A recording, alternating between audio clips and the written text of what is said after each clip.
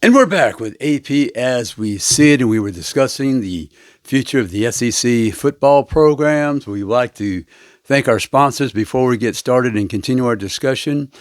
Greer's Markets, 29 locations, Alabama, Florida, Mississippi. Remember, you can order groceries to go, use groceries to go online if you can't make it to Greer's location. They'll deliver to your home, your office, your venue, or anywhere you're having a party, family, football, and friends. This basketball season is going to be exciting as well in the SEC, so I'm sure you're going to be having some parties for the round ball teams as well. We'd like to thank Robertsdale Dental Care, 251-947-3636. Dr. Jason Northcutt. Come by and see his staff, and they'll take care of all your dental needs. And we also want to thank our 3 Wind Creek locations in Alabama, Atmore, Montgomery, and Wetumpka. You can visit and be a player. They have all the amenities, the spas, the movie theaters, the restaurants, other things for your family as well. 3 locations, Atmore, Montgomery, and Wetumpka. We also like to thank the Aloft Dallas Downtown, Alex Cruz and his staff. Give them the shout out at 214-761-0000. You can also visit their website as well at www.aloftdallasdowntown.com. They were sensational hosts for me in Dallas as I covered the Cotton Bowl. And I just want to let everybody know I had a great time visiting or covering the Rose Bowl, the Cotton Bowl, the College Football Playoff National Championship, also Las Vegas Bowl. You can check all those videos that I presented with the interviews, some one-on-ones with the players from Ohio State and Texas and Oregon and Notre Dame as well. They're all on my YouTube platforms at AP Stedham and at AP As We See It. You can check for those links as well on my Facebook page at AP Stedham and Instagram at AP Stedham and also the X account. But we had a great time following the college football teams around the country. We were able to see the highest representative in the final poll, Texas, play in the Cotton Bowl, and I know that was thrilling for their fans, but they came up short. But they're going to have Arch Manning next year. But anyway, let's continue our discussion. We're going in alphabetical order with the non-conference games for 2025 season. We have Florida playing on the September 6th, University of South Florida out of the AAC. And we know that they're building their program, and it might take them a while, but you don't want to leave any doubt when you're playing another team from Florida. So that's a big game for the University of Florida. On the 29th, their rival, Florida State. Florida State was not in the bowl, as we mentioned before, out of the Atlantic Coast Conference. So those are 2 games competing against Florida teams that you want to leave no doubt. You want to win those ball games. Excuse me. We move on to Georgia. Georgia Tech, that would be at Georgia Tech. Georgia Tech was in a bowl. They took this current Georgia team of 2024 to many overtimes, and the Bulldogs escaped with a victory. So that's a competitive game for the University of Georgia and playing that ACC team. We want to look at Kentucky now. They play on the 29th of November at Louisville out of the Atlantic Coast Conference. Louisville's a bowl team. We know that Kentucky has to rebuild. They're very disappointed. Last season, they had the one major victory against Ole Miss, really knocked Ole Miss out of the college football playoff situation, in fact. So Kentucky's trying to turn it around.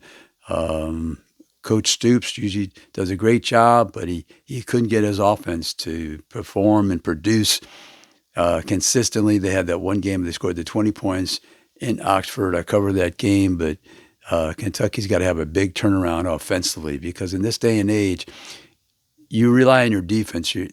There's no way that through all these games, 12-game season, and then that's not counting the bowl and if you make the playoffs, that you can rely on them to be on the field with so many possessions. Your offense has to take responsibility and be part of the winning process for your program. There's no way you can win these games low scoring because these other teams are too high powered, too many options, and you just can't contain them for 60 minutes. So offensively, there has to be a drastic improvement by the Wildcats and Coach Stoop if they're going to have success moving forward.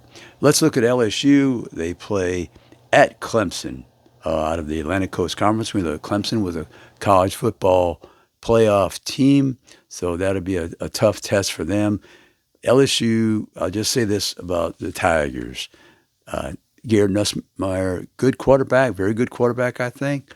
But once again, you need some defense to support you if you're going to have a chance of being in the college football playoff. You just cannot sustain the winning ways if your defense cannot support your offense. And LSU, there's plenty of athletes in the state of Louisiana. It has to be on the coaching staff to come up with a plan and get the right 11 people out there and come up with the schemes, because LSU has talent in that state of Louisiana. That doesn't even include the recruiting they do in Texas and other states. They have plenty of talent in that state and the surrounding states to win consistently and be in the college football play, especially with the 12 teams now. I think there's more pressure than ever because you can stumble, as we saw last year.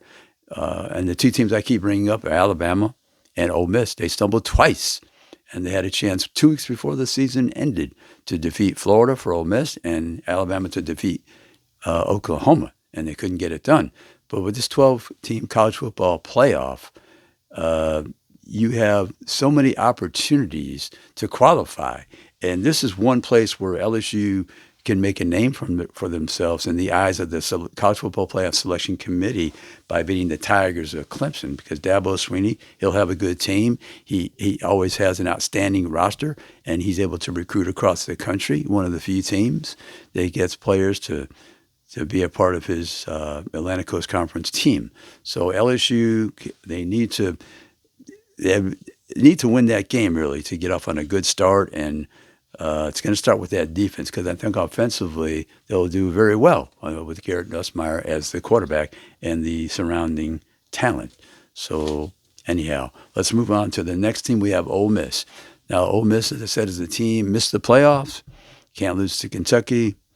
And you can't complain at the end of the season after you have 3 losses. That's 3 chances you had to beat teams, and you lost. You lost to Ole Miss, you lost to LSU down in Baton Rouge, and then you went on the road again in Gainesville and lost to the University of Florida Gators. So, but anyhow, they're playing Tulane out of the American Athletic Conference. We know that Tulane was in the championship of that league. They were beaten by Army, but Tulane has a good program. Their coach. So that's a tough game for them. Could be a tough game. An interesting game on Ole Miss's schedule, I didn't even realize they're playing Washington State. Washington State out of the Pac-12. Now Washington State and Ole Miss have never played. Washington State is a bowl team, so they have a good program, but the Ole Miss and Washington State have never played. That's on right in the middle of the season. It's on October 11th. So that's an interesting non-conference game for an SEC opponent. But Ole Miss will have a chance, and they need to do some good things against those two teams. I think that would hurt their chances in the conference if they lose either one of them. I really do. I really believe that's the case. Next, we're going to move to Mississippi State. Now, I put this game on as one of the 22 games. Southern Miss, they're revamping the program, new coach, bringing over the coach of Marshall, probably bringing half the team from Marshall to Southern Miss. That's the first opening game, August 30th, and playing against Southern Miss, an in-state team. And then the next game, Arizona State, champion of the Big 12. Champion of the Big 12. Let me say that again. September 6th, and they were picked last. Arizona State was picked last, and they ended up having a fabulous season, being part of the college football playoff. They were defeated by Texas in the Peach Bowl, but that's a very good program under Kenny Dillingham, young coach, and he'll find a way to maybe not totally replicate that season, that magical season, but he'll be a good opponent. So you're hosting the Arizona State Sun Devils September 6th. And for them to be in the first college football playoff, I know those fans, the Sun Devil fans, it's a season they'll remember forever because that cannot be duplicated to be part of the first college football 12-team playoff. So that's significant for them.